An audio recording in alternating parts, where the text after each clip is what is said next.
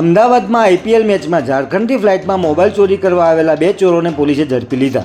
નમસ્કાર મિત્રો, હું વિપુલ પટેલ, શિક્ષાપત્રી સંદેશ ન્યૂઝ સત્યની સાથે એક નજર આજના મુખ્ય સમાચાર પર।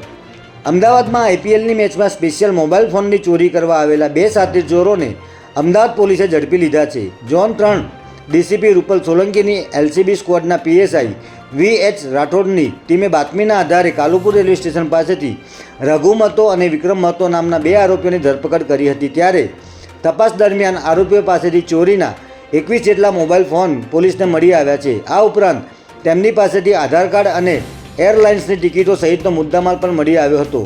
ત્યારે આરોપીઓ મોબાઈલની ચોરી કરવાની મોડસ ઓપરેન્ડી જોઈને પોલીસ પણ ચોંકી ઉઠી હતી।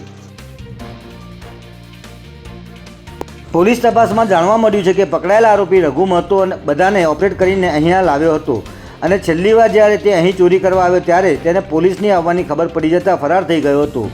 જો કે ત્યારથી પોલીસ તેને ટ્રેસ કરી રહી હતી। ત્યારે રઘુને 21 ચોરીના મોબાઈલ ફોન સાથે પકડવામાં પોલીસને આખરે સફળતા મળી છે।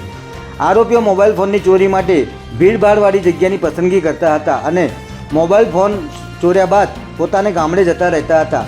આ લોકોની સાથે હજી ઓમકાર નામનો એક આરોપી સામેલ છે। ત્યારે પોલીસે તેને ઝડપી લેવા ચક્રો ગતિમાન કર્યા છે। જય હિન્દ, જય ભારત।